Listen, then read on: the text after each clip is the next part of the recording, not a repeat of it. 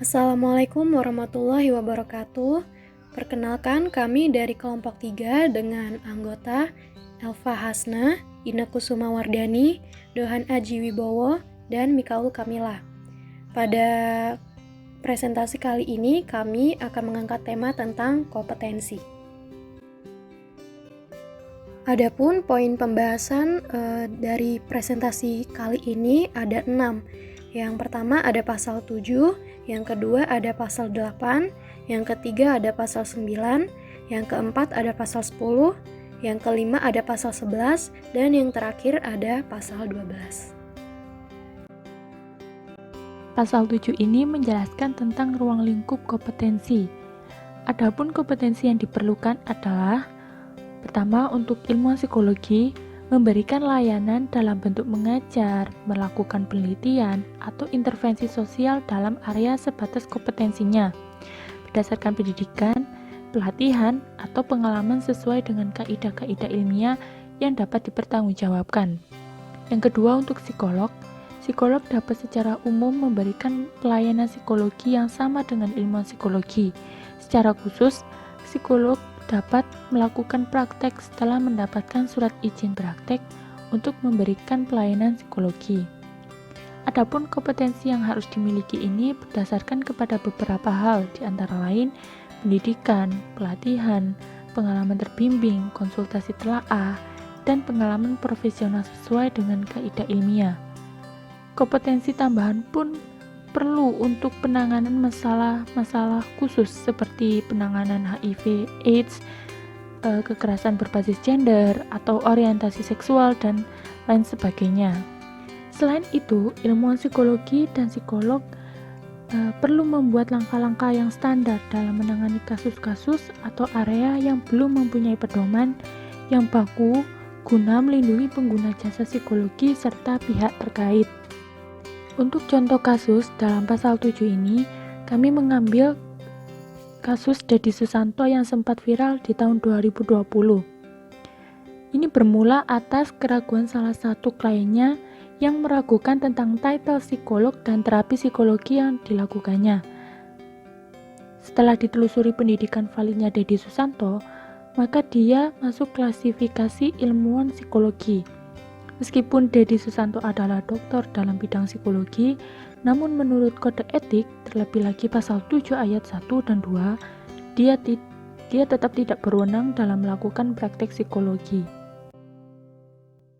Tentang penjelasan pasal 8 ini, psikolog dan ilmuwan psikologi harus selalu meningkatkan kompetensi dan ilmu pengetahuannya untuk memberikan pelayanan terbaik. Peningkatan kompetensi dipandang perlu dalam penanganan kasus khusus yang berkembang. Di antara isu-isu baru dan kasus khusus yang berkembang saat ini adalah kasus pelecehan seksual, kasus kecanduan games, pornografi, kasus lesbi, LGBT, dan sebagainya. Psikolog dan ilmuwan psikologi memerlukan kompetensi baru dalam hal memberikan intervensi sosial, asesmen, penanganan psikologi untuk penanganan kasus-kasus baru seperti yang disebutkan sebelumnya. Yang paling penting, psikolog dan ilmuwan psikologi perlu mempelajari intervensi yang berbasis psikologi, sosial, dan spiritual, atau bisa juga disebut dengan psikososial dan spiritual intervention dalam memberikan pelayanan psikologi.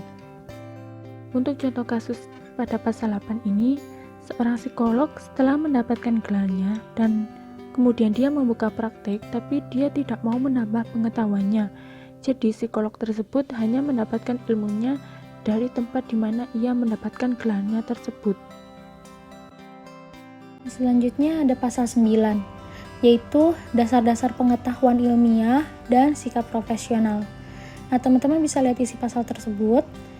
Jadi, pada pasal 9 ini dapat dijelaskan bahwa seorang psikolog dan ilmuwan psikologi dalam memberikan pelayanan psikologi harus berdasarkan pengetahuan yang ilmiah dalam psikologi dan sikap yang profesional yang dapat diterima secara universal. Nah, menurut Profesor Sugiono tahun 2008 menyatakan bahwa adapun landasan dari pengetahuan ilmiah adalah segala kegiatan dalam pelayanan psikologi, khususnya penelitian, hendaklah didasarkan pada ciri-ciri keilmuan, yaitu yang pertama ada rasional. Jadi rasional ini pelayanan psikologi dilakukan dengan cara yang masuk akal sehingga terjangkau oleh penalaran manusia. Lalu yang kedua ada empiris. Jadi cara-cara yang dilakukan itu dapat diamati oleh indera manusia sehingga orang lain dapat mengamati dan mengetahui cara-cara yang digunakan. Lalu yang ketiga ada sistematis. Jadi segala kegiatan dalam pelayanan psikologi hendaklah menggunakan langkah-langkah tertentu yang bersifat logis. Nah, jadi seorang psikolog atau ilmuwan psikologi hendaklah senantiasa bersikap profesional dan memenuhi standar etika profesi. Nah, adapun contoh kasus pada pasal 9 ini yaitu saat memberikan pelayanan. Jadi ada seorang psikolog memberikan diagnosa dan saran itu berdasarkan keinginannya sendiri dan bukan sesuai dengan disiplin ilmu psikologi. Jadi dalam hal ini dapat dikatakan sebagai pelanggaran karena sikap psikolog yang tidak profesional dalam memberikan pelayanan tersebut. Oke, selanjutnya ada pasal 10 yaitu pendelegasian pekerjaan pada orang lain. Nah, teman-teman bisa lihat isi dari pasal tersebut. Jadi, isi pada pasal 10 ini dapat dijelaskan bahwa seorang psikolog atau ilmuwan psikologi dalam memberikan layanan psikologi terkadang harus mendelegasikan pekerjaannya kepada orang lain. Namun, ketika melakukan pendelegasian pekerjaan kepada orang lain ini, hindari hubungan ganda antar klien dan orang yang diberi delegasi tersebut, karena dapat menyebabkan hilangnya objektivitas. Kemudian, jika melakukan pendelegasian, pastikan bahwa orang itu melakukan sesuai kemampuannya dan dasar pendidikannya, atau bahkan sudah pernah mendapat pelatihan atau pengalaman. Yang terakhir, pastikan juga layanan psikologi berjalan secara kompeten. Nah, itu dia penjelasan dari pasal 10 tersebut. Kemudian ada contoh kasus pada pasal 10 ini, yaitu ada seorang psikolog yang menyerahkan tugas psikotes untuk siswa ke guru bimbingan konseling yang notabene itu bukan merupakan sarjana psikologi yang tidak berkompeten dalam hal tersebut. Seperti itu. Selanjutnya ada pasal 11, masalah dan konflik personal. 1. Psikolog dan atau ilmuwan psikologi menyadari bahwa masalah dan konflik pribadi mereka akan dapat mempengaruhi efektivitas kerja.